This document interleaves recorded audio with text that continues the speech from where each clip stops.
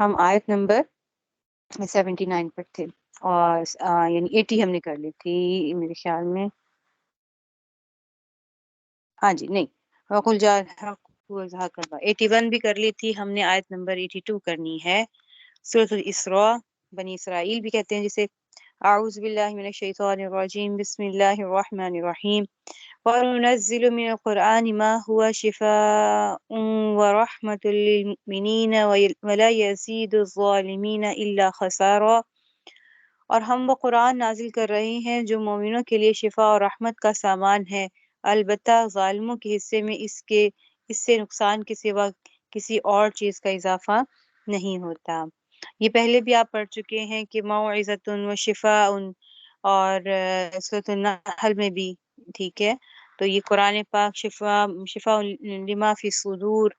سینوں کے لیے، دل کے لیے، یعنی دل کی بیماریوں کے لیے، باطنی اور ظاہری بیماریوں کے لیے جو ہے وہ قرآن شفا ہے. اب یہاں پر قلوب کے شفا ہونے پر یعنی کفر و شرک سے پاک ہو جانا، اخلاق رذیلہ جو ہیں اور جو باطنی امراض ہیں حسد کے، بغض کے، اس سے نجات کا ذریعہ قرآن پاک ہے. اور یہ تو باطنی ہے، ظاہری شفا بھی قرآن پاک سے ثابت ہے. یہ قرآن پاک شفا ہے، یعنی قرآن پاک کی آیات کو پڑھ کر اگر مریض پر دم کرے یا تعویذ اس کا لکھ کر گلے میں ڈالے تو اس سے پھر امراض ظاہرہ بھی سے شفا حاصل ہوتی ہے. اور اسی طریقے سے آپ شاید جانتے ہوں یا کتب احادیث میں آپ نے پڑھا ہو یہ واقعہ کہ حضرت ابو سعید خدری رضی اللہ عنہ نے جو ہے وہ نقل کرتے نبی کریم صلی اللہ علیہ وسلم سے کہ صحابہ کی ایک جماعت جو ہے وہ سفر پر نکلی اور کسی گاؤں کے جو رئیس تھا اس کو بچھو نے کاٹ لیا. تو انہوں نے کہا کہ میں تمہارا علاج کر دیتا ہوں لیکن تم نے ہمیں اتنے ریوڑ جو ہے بکریوں کے دینے ہیں. وہ مان گیا اور انہوں نے سورہ فاتحہ پڑھ کر اس پہ دم کی تو وہ ٹھیک ہو گیا. تو جب نبی کریم صلی اللہ علیہ وسلم سے اس کا ذکر کیا گیا تو آپ صلی اللہ علیہ وسلم صحابہ کے لیے اس کو جائز قرار دے دیا. تو اس سے کیا معلوم ہوتا ہے کہ قرآن سے علاج کرنا جائز ہے، بہتر ہے اور افضل. اسی لیے تو آپ صلی اللہ علیہ وسلم نے معوذتین کا جو ہے وہ دم کرتے تھے خود بھی، یعنی صبح کے وقت 3 دفعہ معوذتین اور پھر قل هو اللہ احد. خاص طور پہ معوذتین کے بارے میں کہ وہ دم کرتے تھے اپنے سر کے اوپر سے، یعنی ہاتھوں کے اوپر پھونک مارنا اور اس طرح پھونک مارنا کہ بیچ میں تھوک بھی آئے، جیسے جس طرح بندہ یہ کیا کہتے ہیں، یعنی ایسی پھونک مارے کہ اس کے اندر تھوک کے بھی تھوڑا اثر آئے اور اس سے پھر اپنے سر کے اوپر سے لے کے اپنے قدموں کی طرف تک کندھوں کو بھی اور اس طریقے سے قدموں تک اس کو دم کو کرنا. یہ کیا کہتے ہیں جادو ٹونے سے، نظر بد سے علاج کے لیے یہ بہت اکثیر ہے. تو آپ صلی اللہ علیہ وسلم کو جب جادو کر دیا گیا تھا، ایک یہودی نے کیا تھا، تو آپ صلی اللہ علیہ وسلم پر یہ آیات بھی نازل ہوئی اور ان آیات کو پڑھا کرتے تھے اور اس کو اپنے یعنی جادو کے علاج کے لیے اس کو، اور سے وہ ظاہر ہو گیا. اسی لیے کہتے ہیں کہ جس کو یقین ہے نا وہ کرے. یقین تو قرآن پاک پر سب کو ہے، لیکن پھر بھی جو تعویذ گنڈے کے لیے جانا اور یہ بابا بنگالی یہ ہے تو وہ کیا کیا چیزیں ہیں، کیا کیا لوگ نکلے ہوئے ہیں اور کیا کیا طریقے نکلے ہوئے ہیں، تو نعوذ باللہ من ذالک. تو یہ حرام طریقے ہیں اور یعنی یہاں تک سننے میں آیا ہے کہ اس جادو کو یعنی کالے کو کالے کے ساتھ ہی توڑا جائے گا. کالا علم ہے تو اس کو کالے علم کے ساتھ ہی توڑا جائے گا. نعوذ باللہ من ذالک. یعنی کس طریقے سے اس طرح کی باتیں ہوتی ہیں اور اچھے اچھے پڑھے لکھے لوگ اس چیز پر یقین کر جاتے ہیں. نعوذ باللہ. اللہ تعالیٰ ہمیں، ہماری اولاد کو، ہمارے خاندان میں سب کو اللہ تعالیٰ اس چیز سے بچائیں. اور یہ لٹیرے بیٹھے ہوئے ہیں عزتوں کے بھی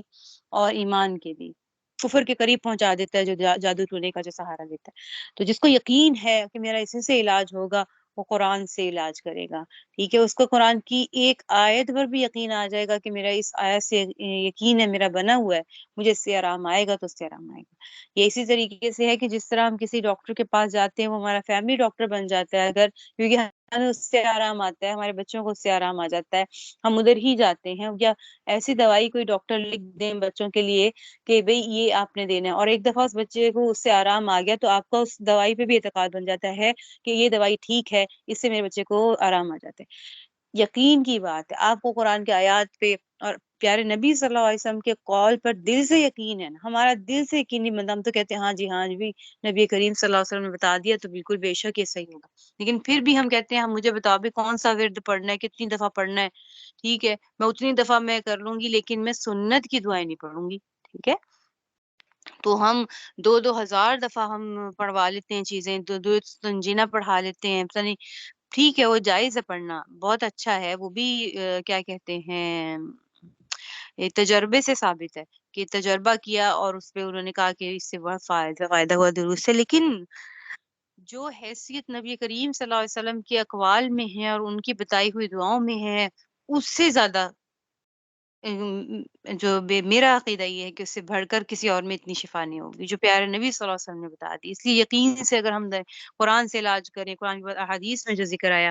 اس سے کریں تو اس سے ضرور فائدہ ہوگا، اسی لیے مومن کا ہتھیار ایک کتاب ہے بہت پیاری، اس کو آپ PDF میں ڈاؤن لوڈ کر لیجئے، وہ بہت اچھی کتاب ہے، صبح شام کی دعائیں اس میں، اور اس میں ساری احادیث کے حوالے کے ساتھ ہیں، اور صبح کے لیے بھی پڑھیں اور شام کو ہوتے ہی مغرب کے بعد بھی آپ وہ دعائیں پڑھیں، وہ ایک منزل جو ہے اس کی مکمل کر لیا کریں، اسی میں منزل ہے، اس میں سارا کچھ ہے، بہت پیاری کتاب ہے، اس کو آپ لوگ شامل کریں اپنی حفاظت کے لیے، اس کو عادت بنا لیجئے اور اس طرح کرنے سے انسان کو آدھی دعائیں ایسے ہی یاد ہو جاتی ہیں، اس میں ٹوٹلی جو پیارے نبی صلی اللہ علیہ وسلم سے ثابت ہے وہ السلام کہ دعائیں اس میں شامل ہیں۔ جی السلام علیکم جی، کیا نام ہے وعلیکم کتاب السلام، کا، کیا نام بتایا آپ نے؟ مومن کا ہتھیار، اچھا، مومن کا ہتھیار، ٹھیک ہاں میں آپ کو PDF میں آپ کے وہ مختصر القدوری گروپ ہے نا آپ کا، اس میں آپ نے مجھے ٹھیک بھی ایڈ کیا ہے تو میں اس میں آپ کو بھیج دوں گی، یہ ایڈز کے بغیر ہے، ٹھیک ہے، ایڈ نہیں آئے ٹھیک گی، تو ٹھیک وہ ہے جزاک میں آپ کو انشاءاللہ بھیج دوں گی۔ ولا یزید الظالمین الا خسارا، اس سے معلوم ہوا کہ قرآن کریم کو اعتقاد اور احترام سے پڑھا جائے تبھی اس کا شفا ہونا ظاہر ہوگا، ٹھیک ہے، اور اگر ہم اس کے اعتقاد اس پر نہیں رکھیں گے اور بس اس کو اسی طریقے سے پڑھیں گے، ٹھیک ہے مجھے آیت بھی بتا دو اور مجھے کچھ اور بھی بتا دو ساتھ، تو پھر اس کا وہ جو ہے وہ اثر ظاہر ہی نہیں ہوگا، کیونکہ آپ کو جب یقین پکا ہوگا تو انشاءاللہ اس کا اثر بھی ظاہر ہوگا۔ وَإِذَا أَنْعَمْنَا عَلَى الْإِنسَانِ، آگے دیکھیے،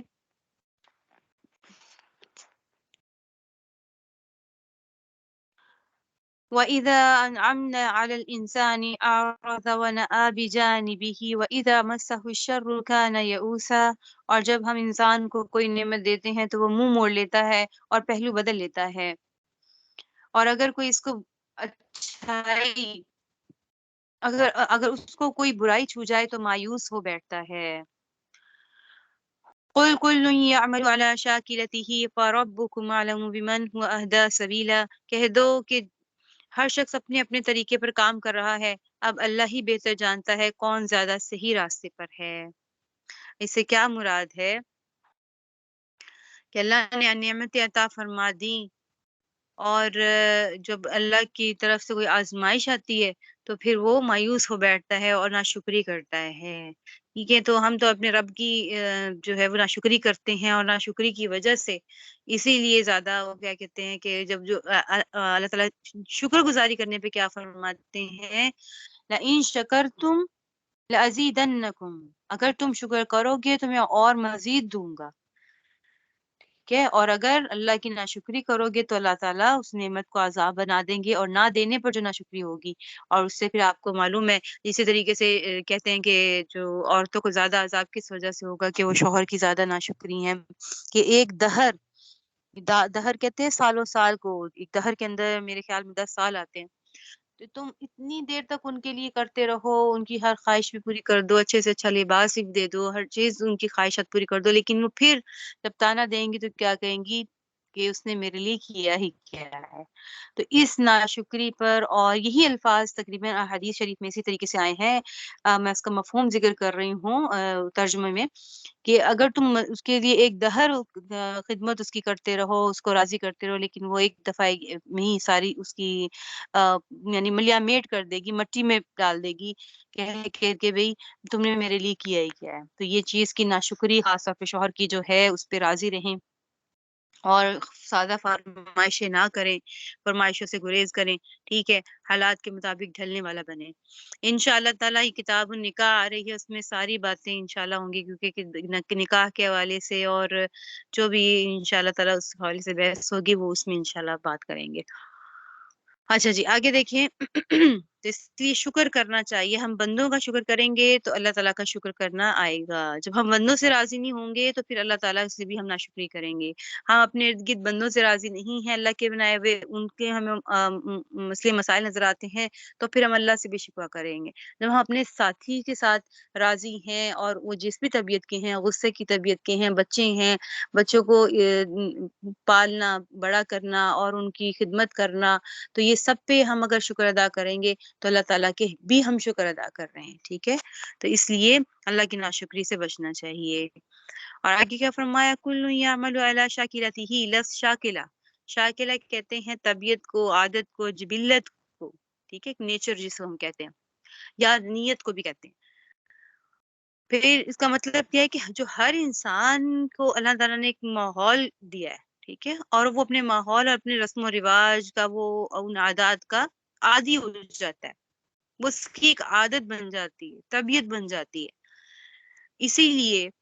پھر جب دیکھا جاتا ہے تو اس کا عمل بھی اسی کے مطابق ہوتا ہے، جو اس کا ماحول ہے، جو رسم و رواج ہیں، تو اسی حساب سے اس کا عمل بھی ہوتا ہے۔ امام قرطبی رحمہ اللہ فرماتے ہیں،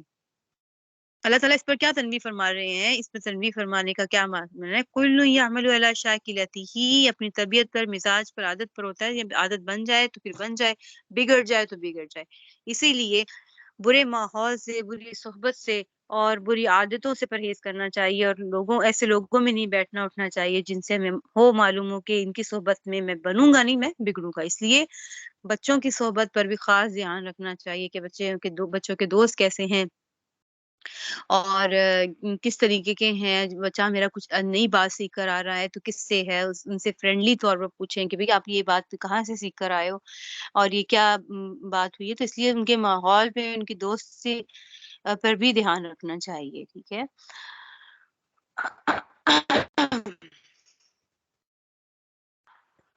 تو اگر نیک میں نیک لوگوں کی صحبت ہوگی تو ان جیسے ہی عادات انسان اپنانے کی کوشش کرے گا، اور وہ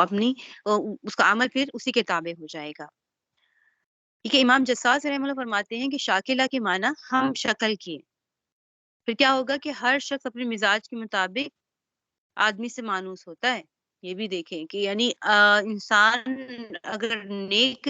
آدمی ہے تو وہ نیک سے، اور اگر وہ برا ہے تو پھر برے سے ہی وہ مانوس ہوگا۔ اسی لیے قرآن پاک میں بھی ذکر ہے نا، سورہ نور میں، الخبیثات للخبیثین والطیبات للطیبین، یعنی خبیث عورتیں خبیث مردوں کے لیے ہیں اور پاکیزہ عورتیں پاکیزہ مردوں کے لیے ہے۔ اب کیا مراد؟ اچھا، باہر پردے والی ایک جا رہی ہو، اس نے گلوز ہاتھوں پہ بھی پہنے، چہرہ بھی مکمل چھپایا ہوا ہے، پاؤں بھی نظر نہیں آ رہے، اور ایک گلے میں چین پہنا ہوا لڑکا سامنے سے جا رہا ہے، اور اس نے تنگ سی پینٹ پہنی ہے، جو آج کل لڑکے نہیں، وہ آدھی کیا کہتے ہیں، کوئی اور مخلوق لگ رہے ہوتے ہیں، تو وہ دیکھیں اگر وہ ہو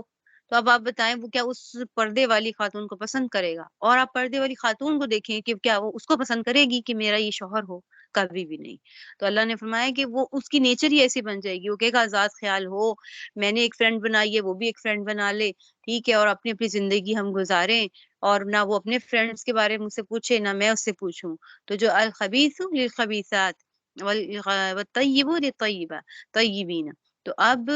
جو پاک مرد ہے وہ پاک عورتیں پسند کرے گا، وہ کہے گا کہ نہیں، میرے لیے آسانی اسی میں ہے کہ عالمہ ہے، چلو میں بھی پردہ کرتا ہوں، میں بھی شرعی پردہ کرتا ہوں، چلو یہ آسانی ہو جائے گی۔ اگر عالمہ نہیں ہے تو کم از کم اتنی ہے کہ وہ نماز 5 وقت کی پڑھتی ہو اور برقع پہنتی ہو کم از کم، اور اس کو نقاب کر کے باہر نکلتی ہو۔ تو یہی چیز ہمیں دیکھنی چاہیے۔ اگر عالم نہیں ہے تو کم از کم 5 وقت کا نمازی ہو اور چھوٹا موٹا کام کاروبار کرتا ہو اور اس کا اپنا ہو اور وہ نیک ہو، ٹھیک ہے؟ اتنا بھی ہو تو چل جائے گا۔ سنت کا پر عمل کریں، ضروری نہیں عالم ملے تبھی شادی بیٹی کی کریں گے اور مفتی صاحب ہوں گے تبھی کریں گے۔ 5 وقت کی نماز پڑھتا ہے، شریعت کے مطابق زندگی گزارتا ہے، حلال روزی کماتا ہے، تو پھر ٹھیک ہے۔ تو یہاں پر ہے کہ خراب صحبت سے انسان خراب ہوتا ہے اور اچھی صحبت سے انسان اچھائی کے ہی راستے پر چلتا ہے۔ آگے دیکھیے، وَيَسْأَلُونَكَ عَنِ الرُّوحِ قُلِ الرُّوحُ مِنْ أَمْرِ رَبِّي وَمَا أُوتِيتُم مِّنَ الْعِلْمِ إِلَّا قَلِيلًا۔ اور اے پیغمبر، یہ لوگ تم سے روح کے بارے میں سوال پوچھتے ہیں، روح کے بارے میں پوچھتے ہیں، کہہ دو کہ روح میرے پروردگار کے حکم سے بنی ہے، اور تمہیں جو علم دیا گیا ہے وہ بس تھوڑا ہی سا علم ہے۔ اچھا میری بات سنیے، آپ سے مجھے ترجمہ کرتے ہوئے بات یاد آ گئی۔ آپ لوگ ترجمہ کہاں سے یاد کرتے ہیں جب آپ امتحان میں کرتے ہیں تو؟ جی، فریحہ کے علاوہ، فریحہ تو انگلش میں انہوں نے کہا ہے، لیکن اپنی ٹرانسلیشن پوچھنی ہے، سب سے ہی پوچھ لیجیے گا کون سی ٹرانسلیشن بیسٹ ہے انگلش کی۔ اور مجھے بھی میرے خیال میں معلوم ہے، مجھے نام ان کا بھول گیا ہے، چلے میں پھر پوچھ کے بتاؤں گی۔ آپ لوگ جو ہے وہ یہاں سے ترجمہ کیا کریں، با محاورہ آسان ترجمہ قرآن مفتی تقی اسماعیل صاحب کی، ٹھیک ہے؟ یہ یعنی آسان لکھا ہوا ہے، آسان واقعی آسان ہے۔ جی سن رہے ہیں آپ لوگ؟ جی وہ ہے، میں پوچھ جی رہی ہوں آپ لوگ وہی ہے، ایسے کہاں سے کرتے ہیں؟ مفتی ضیاء صاحب نے ہمیں جی وہی لگوایا تھا پچھلے سال، تو ہم اسی سے کرتے ہیں۔ تو آپ چلیں معرف بس ٹھیک۔ القرآن سے کہہ رہے تھے، تو پھر معرف القرآن سے بھی ہم پڑھ رہے ہیں، وہ بھی ہے۔ آپ نہیں، معرف القرآن سے تو میں تفسیر اور خلاصہ تفسیر کر جی بتاتی ہوں، وہ تو جی اس کو ہاں،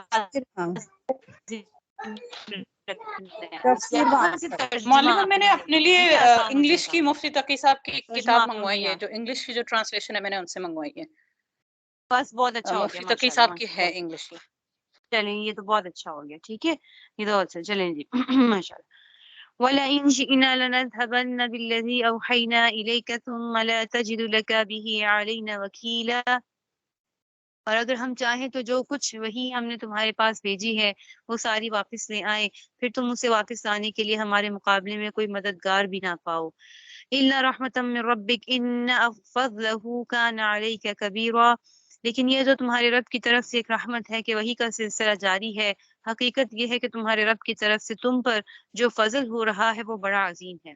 اچھا ایک اور بات یاد آئی، آپ لوگ نے تجوید سے پڑھا ہوا ہے قرآن پاک؟ تجوید بہتر ہے آپ لوگوں کی؟ قرآن بھی کسی دن سن لینا چاہیے آپ لوگوں سے، آپ لوگوں کا اورل ہونا چاہیے امتحان۔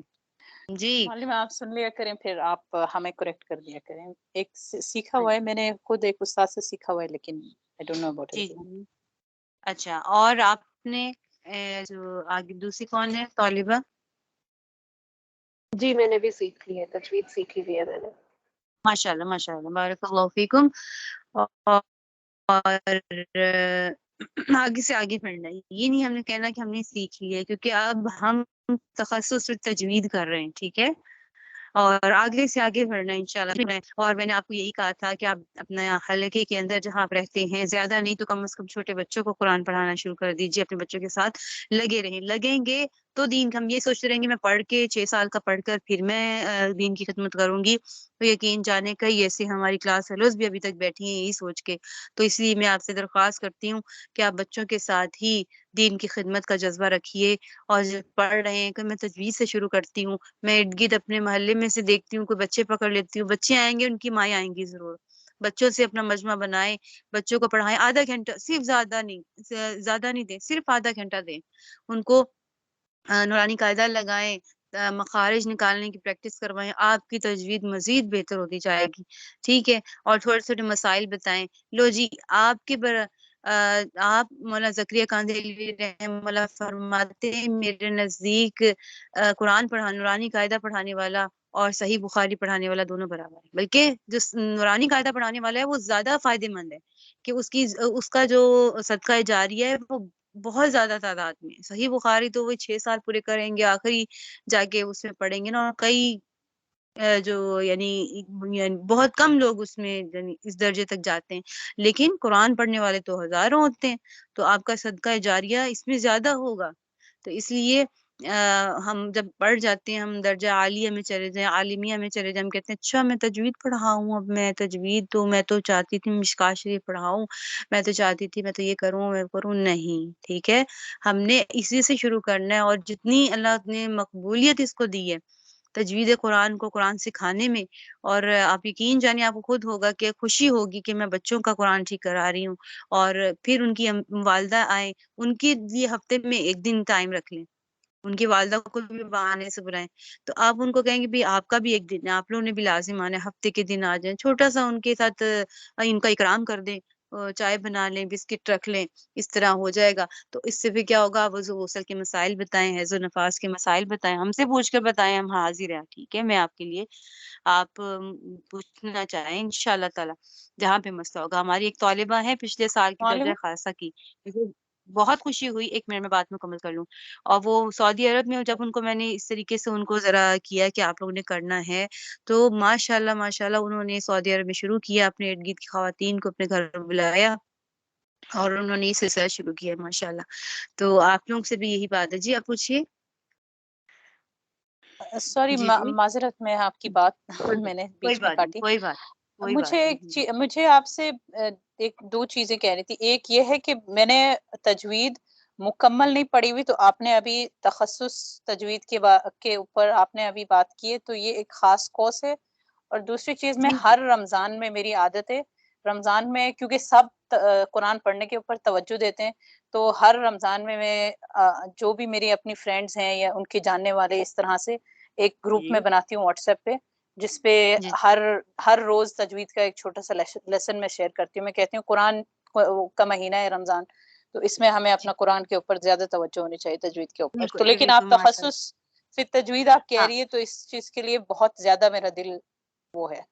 بالکل جی بالکل, انشاءاللہ اللہ آپ کو ترقی دے اور اللہ تعالیٰ آپ لوگوں کے شرح صدر مزید کریں. معلم التجوید کتاب ہے, بہت گہری کتاب ہے, اس میں وہ کتاب سے لیا جاتا ہے. ہمیں بھی اب جو ہے ہمارے جو استاد پڑھا رہے ہیں, ہمیں نہیں معلوم اتنی وہ باریکیاں. آپ بھی تو, ہم چھوٹے والی کتاب جو خلاصۃ التجوید ہے اس میں موٹی موٹی باتیں پڑھ لیتے ہیں, اور عام جو لوگ ہیں ان کے لیے آسان تجوید کتاب ہے وہ رکھتے ہیں. تو مدرسے کے لیے خلاصۃ التجوید رکھتے ہیں. معلم التجوید کیا ہے, وہ اس سے بڑھ کر ہے, ٹھیک ہے. اس میں باریکیاں, اس میں اس وقت آتا ہے جب آپ ماشاءاللہ یہ صرف نحو اور ساری چیزیں, کیونکہ اس کے جو بات کرنے کا انداز اس کتاب میں تھوڑا سا مشکل ہے, وہ استاد سے ہی سمجھنا پڑتا ہے, ٹھیک ہے.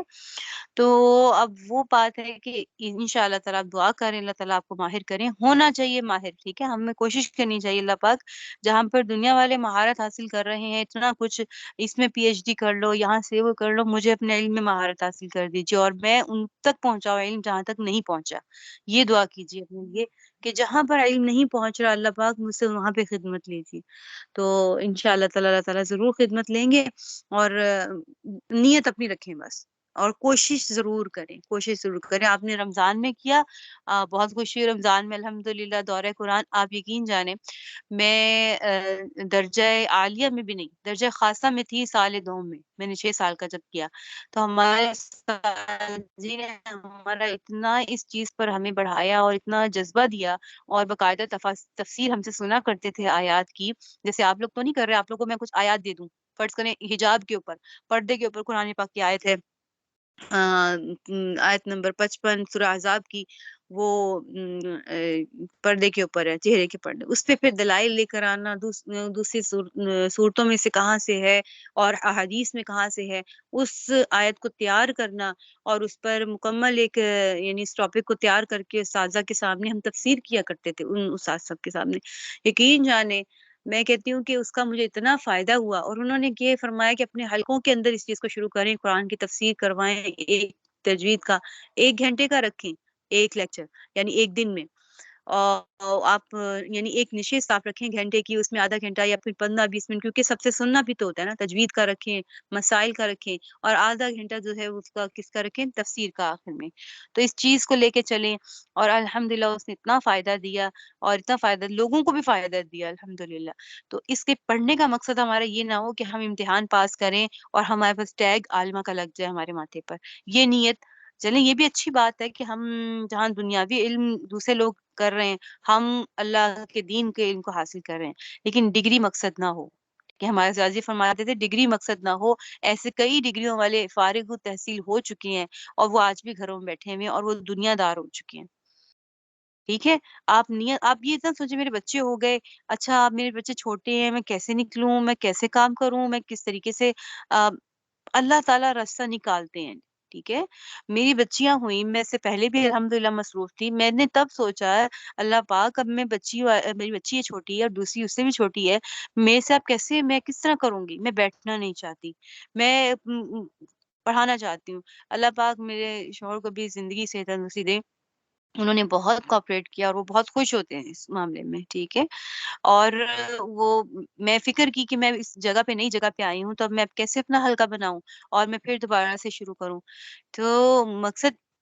یہ بتانے کا آپ کو اپنی تعریف نہیں ہے، اللہ تعالیٰ عافیت فرمائے، اللہ تعالیٰ معاف فرمائے، بہت کمی کوتاہیاں ہیں، لیکن اس فکر میں اللہ تعالیٰ نے مدرسہ جوائن کروا دیا۔ پھر اب یقین جانے صبح 8 بجے مدرسے پہنچنا ہوتا ہے، پھر صبح اٹھنے کا حال دیکھیں، کب اٹھنا ہے، دونوں بچیوں کو تیار کرنا، وہاں مدرسے میں انہوں نے ایک خاتون رکھی ہیں بچے سنبھالنے کے لیے، اپنے بچے ادھر سپورٹ کرتی ہوں اور آ جاتی ہوں وہ مدرسے، یعنی میری بچی مجھے 8 بجے کو تو 1:30 بجے مجھے واپس ملتی ہیں بچیاں، اور مدرسے میں پڑھا کے واپس آ کے پھر میں نے کلاس لینی ہوتی ہے، 2 بجے پڑھانا ہوتا ہے، پھر آپ لوگوں کی کلاس ہے، اس کے بعد پھر میری شام کی بھی ٹائمنگ میں کلاسز ہیں۔ تو اس طریقے سے الحمدللہ میں خوش ہوں، میرے سارے کام ہو رہے ہیں، کیونکہ جب میں بیٹھ جاؤں گی کہ بھئی نہیں میں نہیں، میری تو بچیاں ہیں، میں دین، ہم لوگ یہی چیز دیکھتے ہیں، ہم کہتے ہیں نہیں بچے ہیں، بے شک بچے ہیں اور وہ ہمارے لیے ہماری ذمہ داری ہے، وہ خدمت ہے، لیکن ہم دین کی خدمت کو جب ہم کہہ دیتے ہیں نا کہ یہ سیکنڈری ہے، بھئی کوئی نہیں میں کر لوں گی جب میں فارغ ہوں گی، تو آپ فارغ کبھی بھی نہیں ہوں گی، یہ یاد رکھیے، آپ کو فارغ ہونا پڑے گا۔ بچے بھی پل جاتے ماشاءاللہ الحمدللہ، میں بچوں کو بھی جتنی میں دے سکتی ہوں ان کے ساتھ کتاب بھی پڑھتی ہوں، اس کو تجوید کا قاعدہ بھی لے کے بیٹھتی ہوں اور اس کو کوشش کرتی ہوں کہ یہ پڑھے بھی، ساتھ کھیلے بھی، ہر چیز کو دیکھے۔ آئی ایم ناٹ پرفیکٹ، میں پرفیکٹ نہیں ہوں کہ میں بہت کچھ کر رہی ہوں، لیکن اپنی کوشش کر رہی ہوں، ٹھیک ہے۔ اور یہ مجھے یقین ہے کہ جب میں اللہ کے دین کے لیے وقت نکال رہی ہوں اور زبردستی نکال رہی ہوں، شوق سے نکال رہی ہوں، تو اللہ میرے بچوں کا بھی انشاءاللہ تعالیٰ وہ اللہ تعالیٰ نہیں کرنا ہے، ٹھیک ہے۔ تو اس چیز کی نیت بنائیں، اور آپ امہات کے بارے میں احوال پڑھیں کہ انہوں نے دین کی خدمت کے لیے کیا کیا کیا۔ اور میں ایک والدہ، مجھے ان کا نام یاد نہیں آ رہا، ان کی کتاب میں نے پڑھی تھی، بہت ہی نیک خاتون ہے، انہوں نے ان کو کیسے پالا، ایک بہت ہی ہمارے برے صغیر کے ابو الحسن ہے میرے خیال میں ندوی رحمہ اللہ، آپ نے ان کی کتاب شاید پڑھی ہوگی، کافی کتابیں ان کی والدہ کی کتاب، انہوں نے ان کی آپ بیتی ایک لحاظ سے ہم کیا کہہ سکتے ہیں، وہ انہوں نے پوری لکھی ہے کہ میری والدہ کیسے تھی اور میں کس طرح حافظ قرآن بنا اور کس طریقے سے پڑھایا مجھے۔ تو وہ کتاب بہت ہی پیاری کتاب ہے، وہ ہم عورتوں کے لیے کہ ہمیں بھی اس طریقے سے اپنی ہر کام کو مینج کرنا اور ہر کو دیکھنا اور اولاد کو بھی ساتھ لے کے چلنا، ٹھیک ہے۔ آج تو ہمارا وقت اسی میں ہی لگ رہا ہے، چلیں ٹھیک ہے، انشاءاللہ کوشش کریں گے، آج کے لیے اتنا کافی ہے، اور کہیں بھی ہیلپ کی ضرورت ہوگی انشاءاللہ میں حاضر ہوں آپ لوگوں کے لیے، ٹھیک ہے۔ اللہ آپ چلیں بہت آگے بہت دیکھیں، ترقیوں سے نوازے۔ آمین، آپ لوگوں کو بھی اللہ تعالیٰ قبول فرمائے۔ صرف قبولیت دیکھیے، میری بات سنیے آپ نے، بس یہ ہمارے ساجی فرماتے ہیں اللہ قابلیت نہیں دیکھتے، اللہ قبولیت دیکھیں گے۔ آپ نے آپ سے اللہ کے لیے مانگے، اللہ قابلیت نہیں ہے، قبولیت آپ قبول کر لیجئے۔ کئی قابلیت والے بہت پیچھے رہ گئے ہیں، قابلیت کو اللہ نہیں دیکھتے، اللہ قبولیت کو دیکھتے ہیں، اس لیے ہمیشہ دعا کیا کریں اللہ پاک قبول کر لیں بس اپنے راستے میں، ٹھیک ہے۔ اب اللہ تعالیٰ کیا فرما رہے ہیں آگے دیکھیے، آیت نمبر 86، وَلَئِن شِئْنَا لَنَذْهَبَنَّ بِالَّذِي أَوْحَيْنَا إِلَيْكَ ثُمَّ لَا تَجِدُ لَكَ بِهِ عَلَيْنَا وَكِيلًا، اور اگر ہم چاہیں تو جو کچھ وہی ہم نے تمہارے پاس بھیجی ہے وہ ساری واپس لے آئیں، پھر تم اسے واپس لانے کے لیے ہمارے مقابلے میں کوئی مددگار بھی نہ پاؤ۔ إِلَّا رَحْمَةً مِّن رَّبِّكَ إِنَّ فَضْلَهُ كَانَ عَلَيْكَ كَبِيرًا، لیکن یہ تو تمہارے رب کی طرف سے ایک رحمت ہے کہ وہی کا سلسلہ جاری ہے، حقیقت یہ ہے کہ تمہارے رب کی طرف سے تم پر جو فضل ہو رہا ہے وہ بڑا عظیم ہے۔ قُل لَئِنِ اجْتَمَعَتِ الْإِنسُ وَالْجِنُّ عَلَىٰ أَن يَأْتُوا بِمِثْلِ هَٰذَا الْقُرْآنِ لَا يَأْتُونَ بِمِثْلِهِ وَلَوْ كَانَ بَعْضُهُمْ لِبَعْضٍ ظَهِيرًا، کہہ دو کہ اگر تم تمام انسان اور جنات اس کام پر اکٹھے بھی ہو جائیں کہ اس قرآن جیسا کلام بنا کر لے آئیں، تب بھی وہ اس جیسا نہیں لا سکیں گے، چاہے وہ ایک دوسرے کی کتنی مدد کر لیں۔ وَلَقَدْ صَرَّفْنَا لِلنَّاسِ فِي هَٰذَا الْقُرْآنِ مِنْ كُلِّ مَثَلٍ فَأَبَىٰ أَكْثَرُ النَّاسِ إِلَّا كُفُورًا، اور ہم نے انسانوں کی بھلائی کے لیے اس قرآن میں ہر قسم کی حکمت کی باتیں طرح طرح سے بیان کی ہیں، پھر بھی اکثر لوگ انکار کے سوا کسی اور بات پر راضی نہیں ہیں۔ وَقَالُوا لَن نُؤْمِنَ لَكَ حَتَّى تَفْجُرَ لَنَا مِنَ الْأَرْضِ يَنبُوعًا، اور کہتے ہیں کہ ہم تم پر اس وقت تک ایمان نہیں لائیں گے جب تک تم زمین کو پھاڑ کر ہمارے لیے ایک چشمہ نہ نکال دو۔ او تکون لک جنت من نخیل وعنب فتفجر الانہار خلالها تفجیرا، تبھی تمہارے لیے کھجوروں اور انگوروں کا ایک باغ پیدا ہو جائے اور تم اس کے بیچ بیچ میں زمین کو پھاڑ کر نہریں جاری کر دو۔ او تسقط السماء كما زعمت علينا كسفا او تأتي بالله والملائكة قبيلا، یا جیسے تم دعوے کرتے ہو آسمان کے ٹکڑے ٹکڑے کر کے اسے ہم پر گرا دو، یا پھر اللہ کو اور فرشتوں کو ہمارے آمنے سامنے لے آؤ۔ او یکون لک بیت من زخرف او ترقى في السماء ولن نؤمن لرقيك حتى تنزل علينا كتابا نقرأه قل سبحان ربي هل كنت إلا بشرا رسولا، یا پھر تمہارے لیے ایک سونے کا گھر پیدا ہو جائے، یا تم آسمان پر چڑھ جاؤ اور ہم تمہارے چڑھنے کو بھی اس وقت تک نہیں مانیں گے جب تک تم ہم پر ایک ایسی کتاب نازل نہ کر دو جسے ہم پڑھ سکیں۔ اے پیغمبر کہہ دو کہ سبحان اللہ، میں تو ایک بشر ہوں جسے پیغمبر بنا کر بھیجا گیا ہے، اس سے زیادہ کچھ نہیں۔ یہاں پر دیکھیں انہوں نے کس کس طریقے کے سوال کیے، بیوقوفانہ سوال بھی تھے، بڑا کچھ ایسا سوال کیا۔ یہاں سے علماء کرام فرماتے ہیں کہ دیکھیں کسی بھی طریقے کا سوال ہو اور اس کے جواب یعنی اس کے جواب نہ دینے میں حکمت ہو، یعنی ہم کہتے ہیں فضول سا سوال ہے یہ، تو اس کا کتنے پیارے انداز میں، اتنی حکمت سے اور کتنا پڑھے لکھے انداز میں اللہ تعالیٰ نے کہ ہم اپنے زبان میں جو کہتے ہیں کہ جواب دیا، آپ یہی کہہ دیں سبحان اللہ، میں تو ایک بشر ہوں جسے پیغمبر بنا کر بھیجا گیا ہے، اس سے زیادہ کچھ بھی نہیں۔ اتنے مطالبات کیے، معجزات بھی اللہ تعالیٰ نے دکھائے نبی کریم صلی اللہ علیہ وسلم کے، پھر بھی وہ نت نہیں فرمائشیں کرتے تھے۔ تو مختصر جواب دینے کی تلقین کی، یہ نہیں کہا۔ کبھی ایسا ہوتا ہے کہ کبھی کسی بات کی تفصیل کی ضرورت ہوتی ہے بیان کرنے کے لیے، اور کبھی ایک مختصر جواب ہی لاجواب کسی کو کر دیتا ہے، ٹھیک ہے۔ تو اللہ تعالیٰ نے قرآن پاک کو ایک فصاحت و بلاغت والا کلام بنا کر اتارا ہے، ٹھیک ہے۔ تو اس میں دیکھیے کتنا پیارا اللہ نے جواب دے دیا کہ میں تو ایک بشر ہوں، میرے پاس یہ اختیارات نہیں کہ میں وہ ہر چیز کو جو تم کہو پورا کر دوں، وہ اختیارات کلی کا مالک کون ہے؟ اللہ تعالیٰ کی ذات ہے۔ وَمَا مَنَعَ النَّاسَ أَن يُؤْمِنُوا إِذْ جَاءَهُمُ الْهُدَىٰ إِلَّا أَن قَالُوا أَبْعَثَ اللَّهُ بَشَرًا رَّسُولًا، اور جب ان لوگوں کے پاس ہدایت کا پیغام آیا تو ان کو ایمان لانے سے اسی بات نے تو روکا کہ وہ کہتے تھے کیا اللہ نے ایک بشر کو رسول بنا کر بھیجا ہے؟ قُل لَّوْ كَانَ فِي الْأَرْضِ مَلَائِكَةٌ يمشون مطمئنین لنزلنا علیہم من السماء ملکا رسولا، کہہ دو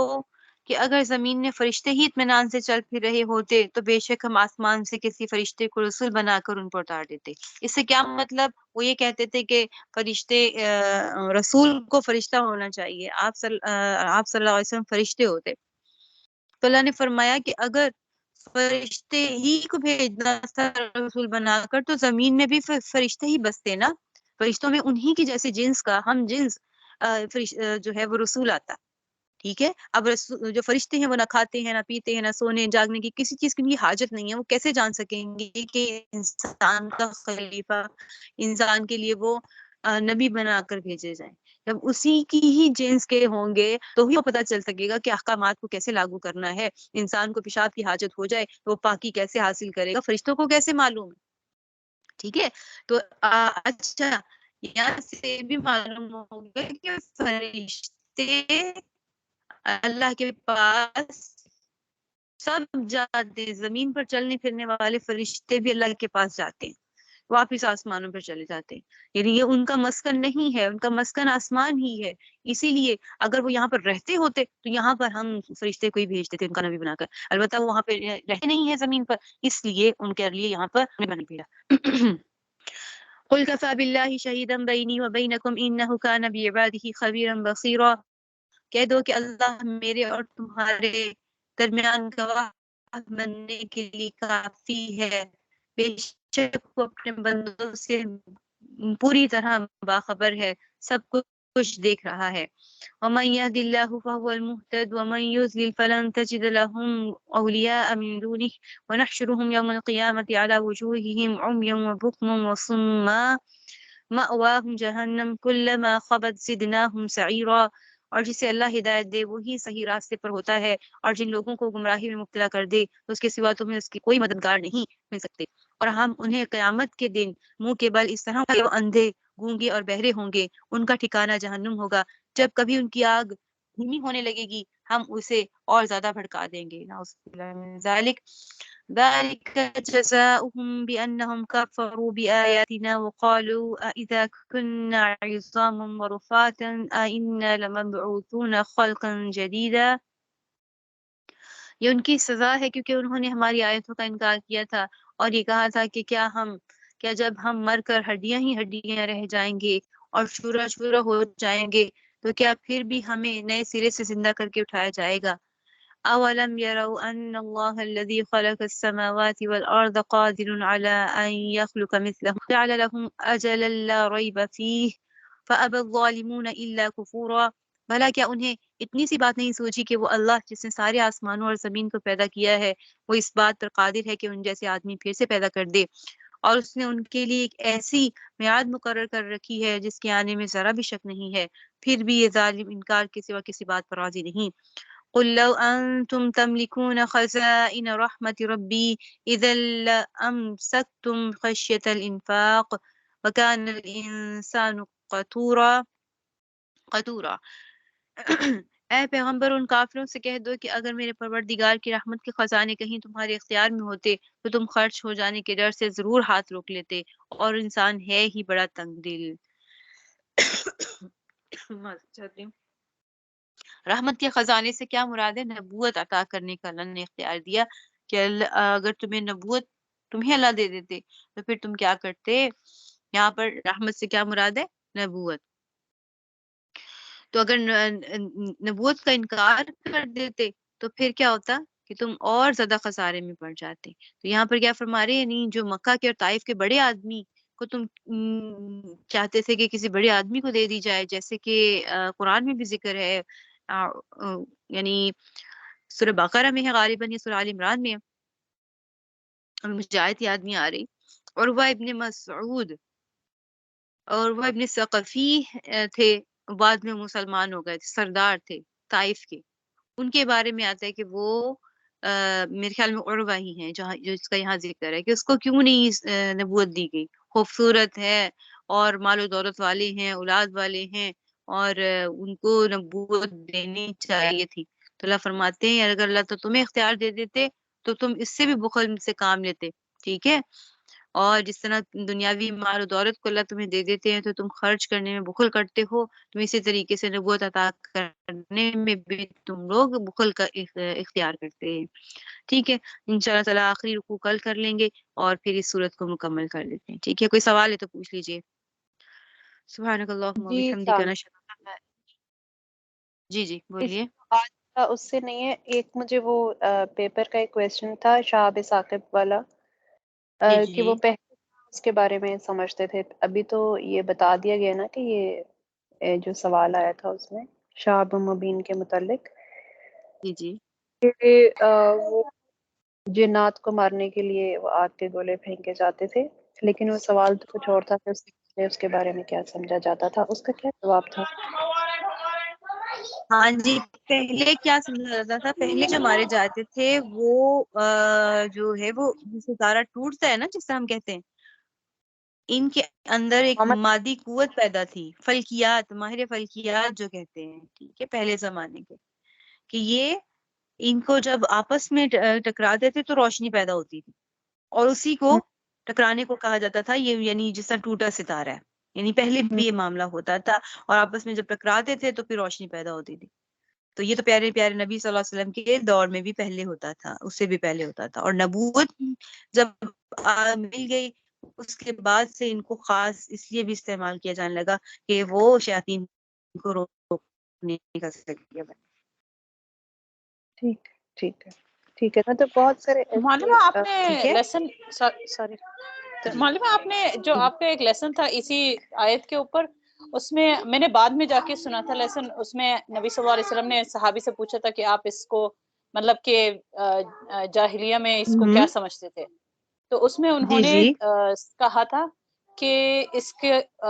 ہم اس کو سمجھتے تھے کہ کوئی بڑا حادثہ ہونے والا ہے، یہ جواب تھا جو آپ چاہ رہی تھی ایگزام میں؟ نہیں نہیں نہیں، آپ لوگ اس آپ کو دوبارہ دیکھیے، ٹھیک ہے، یہ ایک بڑا کوئی میں نے حادثہ اصل میں صحیح سے پڑھا نہیں تھا، مجھے وہ اردو ہونے پڑھنی نہیں آئی۔ میں آپ کو انشاءاللہ اس کا جواب میں آپ کو یہ معرف قرآن کی وہ جہاں پہ ہے جواب میں آپ کو وہ اس کا صفحہ بھیج دیتی ہوں، ٹھیک ہے، اس کو آپ لوگ پڑھ لیجیے اچھی طرح، اس کا اشکال آپ کو واضح ہو جائے گا، اشکال کا پورا جواب دیا ہوا ہے، ٹھیک ہے، میں آپ کو بھیج دیتی ہوں، اس کو پڑھ لیجیے گا۔ جزاک اللہ خیر، السلام علیکم۔